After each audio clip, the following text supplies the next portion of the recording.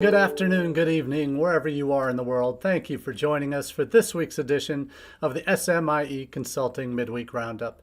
I'm your host, Marty Bennett, and today on the Roundup, we're going to be answering 3 questions we've been hearing from international educators over the last 7 days. And today, we're back in the home office for the first time in a few weeks after a lot of travel over the last month or two. And happy to be back chatting with you live with the old handy map in the background to remind us all of what industry we're in and the joy that we have in the places we get to visit around the world and interact with students and scholars from around the world. So today on the Roundup, as we do each week, we take the questions we ask from our newsletter that comes out on Mondays each week. You can subscribe to that on our website at smieconsulting.org/subscribe. I'm also going to drop the link to the email version as well as the LinkedIn version of that newsletter. And between the two of them, we now have over 1,850 subscribers. So really pleased by how many people are now making the midweek or the newsletter called All the SMIE News Fit to Share. And in case you're wondering, SMIE stands for Social Media and International Education. All those subscribers, grateful to you making us a part of your weekly international edification. And as we do each week, we take those the themes from several of the stories that we see in the newsletter on Mondays, and we talk about those here on Wednesdays in more depth. You get our hot takes on Monday on how those might impact what we do in international education. Here on Wednesdays, we go more in depth into 3 of those common themes that we see developing each week. So if you haven't already subscribed, you can do so through our website or through LinkedIn, whichever way you prefer. But we'll get straight to the questions of the week. And the first of the 3 questions is one that is near and dear to my heart, and it all has to do with communications with prospective students, international students. And we're leading with the question is, how and what should you be communicating to future students from overseas? And these are the kinds of questions that have to be foundational to what you do as an institution, as an international admissions institution. Every institution has a strategic plan. Every institution has values that they preach, that they hope that they translate into marketing messages for international students. All of these are part of what we do in international education. And that happens at the institution-wide level for domestic admissions, to alumni audiences, to other external audiences, but also to international students. Now, what do you need? How are you communicating, and what you are communicating are 2 very different things, obviously. The how is the tools and the platforms that you decide to pick to reach your intended audiences, and you have to ask yourself, are you on the right ones for the right audiences that you're targeting? You also want to know what kind of content your audience wants to hear. And there's a couple of articles that I'll be sharing with you here. First of which is from our friends at INTED. Their blog this past week was, "Did you say something? I've already scrolled on." So it's tips. The article really focuses on tips for how you can craft messaging for students, not only on the platforms that they're using, but also on the right devices that they're using. And we all know that our teens these days are glued to their devices, their phones typically, and that they 43% of their waking hours for U.S. teens is spent online, 7 hours, 22 minutes each day looking at screens.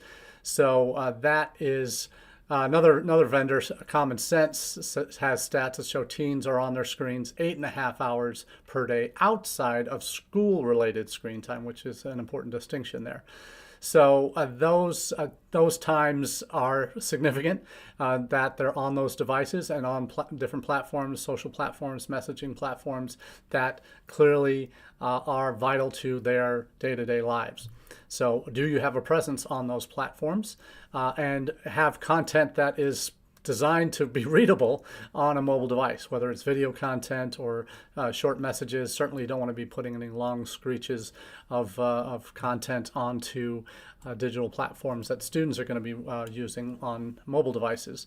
So you talk about the kinds of programs in terms of the how is those platforms and on designing content for mobile devices. The what is a very different topic altogether. And the what has to do with the video content that you might be using. For example, if you're into short form videos, which you should be if you're on TikTok or Instagram at all, that is what what posts typically gather the highest levels of engagement. ISEF Monitor has a piece past week called The Art of the Short Viral Video for International Student Recruitment. Excellent resource there. Talks about what makes sense for TikTok and Insta and in terms of the value of these kind of things. Is that getting on your future audiences For You page on TikTok or on the recommendations page on Insta, whatever it might be. But they give 5 tips in this ISEF Monitor article for reaching prospective students with short form video. Finding out first through research that you do what your competitors are doing when it comes to these kind of videos, what is trending, what kinds of videos are trending when you open up TikTok or Reels or Insta, whatever it might be, or on YouTube, short Reels, short form videos on YouTube as well. Look at the hashtags, the sounds, the music that is resonating in those Discover videos that are popping. You want to find out what's working in particular markets, and for international students, that's maybe a little bit harder to do to get that on the ground impact. But if you have an alumni network, if you have current students that have recently come to your institution from abroad in some of your key markets, doing focus groups with them to find out what's really popping on social media in their markets, their home markets, doing the TikTok challenges in certain markets if those are trending in your target countries, and engaging with influencers in that market to maybe get them to say something nice about your institution. Those are the kinds of things that you can do. Then it's an important part about these short viral video success tips is not to lecture. You don't want to be don't want to focus on really teaching them something necessarily or speaking at them. You want to try and become friends in terms of create a friendship-like relationship, as they say, with the fans, and commenting on what they say and re-engaging with them in that respect. So that's certainly a good advice there. Making sure you have a hook. And there's information in this article that Gen Z's attention span is down to 8 seconds. So that's the time you have in your first 8 seconds to really grab their attention and potentially get them to watch the remaining 30, 60 seconds that you have left. A bold fact, sharing a secret, be shocking or surprising a little bit. A problem and hint at a solution that you might have. Ask questions that viewers want the answers to. Those kinds of things are a good way to give it a hook, as they say. And finally, the last tip is to comment and encourage comments. And that's always good practice on social media is if someone comments on your stuff, you want to comment on what they say and thank them for their engagement and maybe take the conversation to another level. So great piece by ISEF Monitor on that in terms of helping identify the kinds of tips that will be useful to prospective students. Next one up is one from QS that talks about Gen Z and particularly Gen Z business school students and what's on top of their wish list.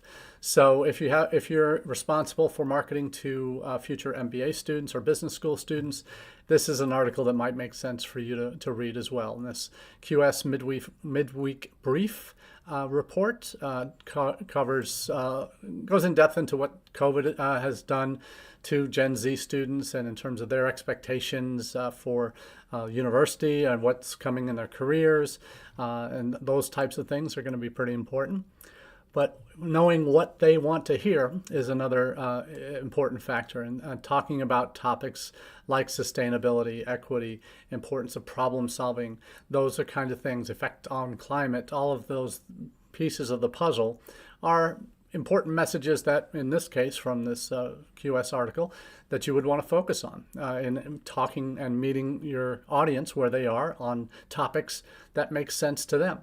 And ultimately, that's what every successful recruitment strategy is based around, is making connections with students on topics that they want to hear about, that they feel a connection with you as a result, that there is a reason why they want to pursue a relationship with your institution, or at least see where it goes. So there's some really strong, in these articles that we've shared today, some really strong examples of what you can be doing in terms of the how you communicate and what you communicate with your future students, in making your approach to communication with your target audiences much more focused and much more on point for what they want to hear. Ultimately, that's what everyone hopes that their campaigns do. Their ComFlows messaging happens, their social media posts, all of that. They hope that they're reaching students where they are on topics that matter to them. But how often do we find that out first before we design our messaging? It's often the other way around, isn't it? So let's move on to question 2 for the week. And that is, will the United States be #1 forever and have 2 million international students by 2030? Now, it's no surprise that U.S. has been the #1 destination for international students for many decades, since record keeping really began. And when I say #1 forever, it's a little tongue-in-cheek. That may not be the case, but we have consistently been so. Other countries have gotten close in the last few years. Australia got close. Canada got close. The UK's gotten close. But look what's happened to them. In the last year, each of those markets, okay, and there was even reports that Canada's numbers were pushing 1 million this year, or this past year. And that kind of freaks a lot of us out in the United States. They only have 300 universities and colleges, and how are they able to manage 1 million international students? Well, look what 1 million international students did, if that's the case, to Canada. Housing shortages all across the country in major and metropolitan areas, as well as small towns and universities that oversubscribed internationally to fund keep their doors open and fund expansion. Dozens of private colleges who survived on international students, where there were 60-70% international, are now in a very, and when I say private colleges there, I'm talking about vocational institutions primarily that aren't bachelor's degree granting institutions for the most part. The students that they're producing have typically been coming in and using their 2 or 3 year degrees as pathways to work and eventually residency and citizenship. Those doors have been closing, and much of the cap talk in Canada of the limit to 325,000, or a 30% drop in the total numbers admitted to Canada for study permits in the next couple of years. A lot of those cuts are coming to those private colleges, and some publics as well, who had significant public-private partnerships and had those to help fund a lot of their programs. So these public-private partnerships have taken a hit in Canada. The caps that have been put in place are going to be targeting those, particularly as they're apportioned across the country, targeting those certainly significant cuts to the private colleges. You see in Canada also the rising of the minimum income or funding that students needed to provide, going from $10,000 to $20,000, and the ones that had been benefiting from that lower amount, no matter where they were going, they had to prove at least $10,000, now are having to double that amount in order to get a study permit. And those that were likely showing those minimum amounts were ones that are likely going to those public colleges. It's a very different demographic of, say, for example, Indian students going to Canada primarily for vocational study, as opposed to those coming to the United States, which for the lion's share, 70-80% in recent years, have been coming for postgraduate study, master's degrees or doctoral programs. So that is an impact for Canada. In the UK, you've seen the net migration debate result in the dependent study visa ban, that unless you're coming for a PhD program in the United Kingdom, you cannot bring family with you. And as a result, those numbers in key markets, India, Nigeria, have tanked as well. visa numbers are down 27% in the last year. So they are taking big hits. They might take an even bigger hit if the graduate route, which is their post-study work visa, gets fooled with at all or limited in any way, down to 6 months, I think it was, when Theresa May first got rid of it in 2007 or 9, I think. So we see what's happening in other countries. Australia introduced the genuine student test, which again is targeting primarily vocational institutions in Australia as a way to minimize on net migration numbers, those that are coming for these low-paying jobs that are overqualified for the jobs, or the degrees that they're applying for, coming into vocational colleges and just using that as a path to work and residency. So the number one piece is coming in two different ways, really.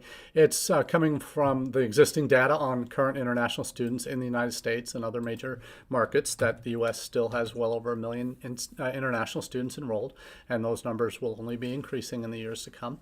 The two articles that I'm sharing first are from IIE. That has their 2030 outlook on what the numbers look like for international students in the United States. I heard this actually while I was in Thailand a couple weeks ago as part of a IIE International Academic Partnership Program, visiting universities in Thailand. The co-president of IIE, Jason Sis, made several announcements about this, referring to this article from IIE about their Outlook 2030, that he said on several occasions during the trip in public settings with these university folks that the U.S. may have 2 million international students by 2030. That's 6 years away. That we could have 2 million international students, nearly doubling what we have now. That's a pretty significant jump if you think about it, and how long it took us to get to 1 million. That we could be doubling that in the next 6 years potentially. So that's a pretty significant story that we could potentially have 2 million international students in the United States. And you got to think about it. In Canada, in Australia, international students studying at the vocational level make up almost half, if not more than half, of the total international students studying there. In the United States, our vocational students, as a part of our million plus, are a very small fragment, certainly less than 10% of our total students, probably less than 7%, I think. So in the United States, our post-secondary bachelor's, master's, doctoral level students that are in the United States are significantly higher than what you find in Canada, UK, and Australia. So the other part of this equation is, will the U.S. stay number one? Number one is obviously, we're number one. We all love to say that. Recent IDP survey in their latest version of Emerging Futures has the United States, for the first time in several years, on top as the policies, anti-immigrant policies of the UK, Canada, and Australia are putting students off interest in studying in those areas. So we've got two ways the U.S. is number one in terms of total numbers right now, but also and future numbers potentially for eternity. You could see amongst prospective students, the U.S. has risen up to the number one preferred destination of students according to this IDP survey, Emerging Future survey, and 100,000 students, I think, from several different countries around the world. I don't know the exact. Let's check the numbers there. It's in the article. 11,500 students from 117 countries were asked. So some really significant numbers there, and showing how the United States has certainly rebounded from the early years of the Trump administration, where there were certainly drops and the anti-immigrant rhetoric there. And now other countries, Australia, UK, Canada, are certainly experiencing that anti-immigrant piece, maybe not to the same extent that we had it in the US, but certainly when it comes to this latest report, we're back on top for that for the foreseeable future, in my estimation. So that is question number 2. Now, the final question of the day is a little bit of a downer for my colleagues across the pond, many of which I'll be seeing in 3 weeks at NAFSA. But in terms of our dark days ahead for UK universities, Many of them will say privately that they're already here. And they're here because of the actions, as I was just alluding to in the last question answer, about what government policies in other countries have done to kind of depress interest in studying in Canada, in Australia, and the UK. You've seen in the UK, there's been several events happening recently. We've talked about the potential threat to the graduate route visa. We've talked about the dependent study ban that was introduced. There are other things happening. There are talks I mentioned the UK study visa applications are down 27% in the last 2 years. So there's some real structural challenges to what international students are facing if they're looking at the UK as a study destination right now. So when it comes to examples of what we're talking about here, in addition to the study visa drops 27%, in addition to we now have employers like KPMG, one of the largest employers in the UK. They are canceling foreign graduate job offers after the UK government has tightened visa rules. So they've taken these steps because the government has kind of decided to cut record immigration numbers, net migration numbers. It's one of the big KPMG is one of the big four firms that they have canceled offers that they've already put out. So that's a pretty significant jump that some of the recent hires have now been refused jobs, and for the international students, that's devastating in terms of what their future might hold now.